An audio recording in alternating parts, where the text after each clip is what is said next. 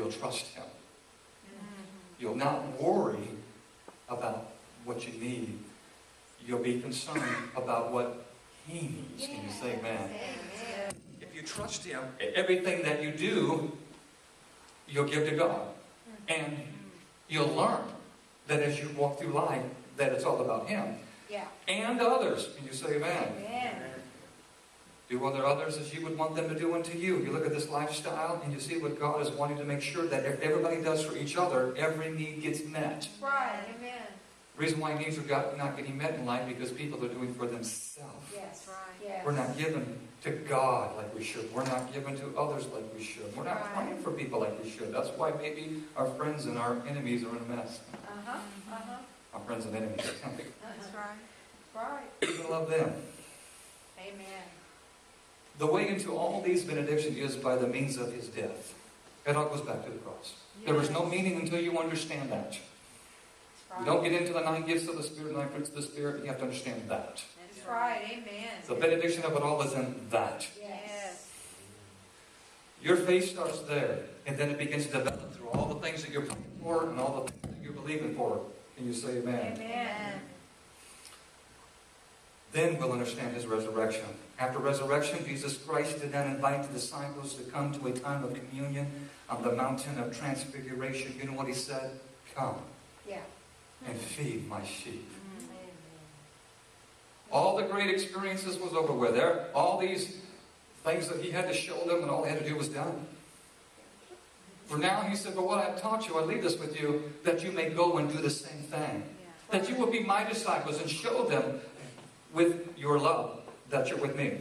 To show them that you care for them. Show them that you represent me, and show them that everything you do is of me. Can you say amen? Amen. When God gives us work to do, and when you come to church, He gives us work to do, work is not the worship. It's not for you to go home and say, man, I got a good workout. Yeah. I didn't get a chance to go to the gym this morning, so I'll just go to the church. No. It's not about that. When we work for God, is we're telling people how wonderful He is. Yes. When we work for God, we pick Him up for church when necessary. When we work for God, we volunteer to do whatever is necessary to be done. And we just don't come to church. Can you say amen? Yes. We participate and become, when we work for God, we do the things that need to be done in the house of the Lord. Amen. There is no separation. We're all one. Can you say amen? Amen. The evidence that we are in love with Him is that we identify ourselves with His interests. If you read the Word of God, you have to understand that if you're looking for His interests, then you know that you're in love with God. That's right. Jesus, what are you interested in? That's good. Yes. Wow. God is wanting to make sure that you understand this, that it's always His interest, and it's usually other people or other things. It's not yours. So when you're praying, oh God, I believe in God for a car. God, I'm just believing right now for a BMW. That's the one I want, so I'm praying right now, Father, for that BMW. I believe that's the car for me. I know you want me to have it, so right now, I just believe right now, in Jesus' name, I'm going to get that BMW. Or that Lincoln, or that Cadillac.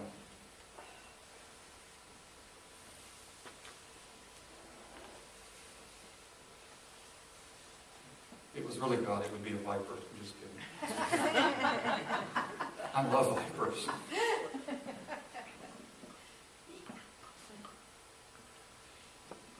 had a friend that had 2 of them. It was a thrill for me to always go for rides with him.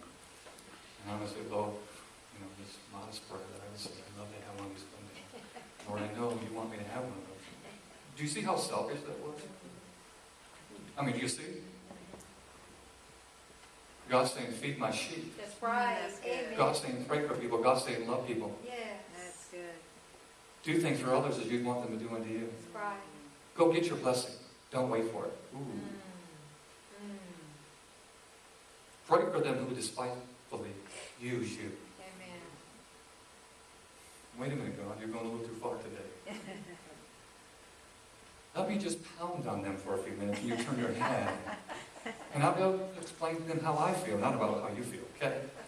I'll take care of this one, God. You kind of turn your head just for a moment, and I will fix everything. And you know that ends up to be even a worse mess than what you've got yourself into. I'm so thankful that Jesus came down to the most miserable, insignificant people. We are Yeah. It's good. crazy. We try to manipulate. We try to influence. We're trying to be holy, self-righteous. Yeah. God just looking at us saying, man, your prayers will not be answered because you're selfish. Right. Your prayers will not be answered because you're not involved. Yes. Your prayers will not be answered because you really don't care. It's just all about you and what you're involved with. God cannot honor that, and He will not bless that. I've learned that. All right, amen. Jesus come down to redeem the world and to set it free from all its addictions and trials and troubles and situations. That's right. When Jesus lifts us into relationship with Himself, He expects us to identify ourselves always, I say it again, with His interests and not our own. That's good. So when I'm coming to church, it's not about me. It's always about Him. That's good. In Him we live Yes.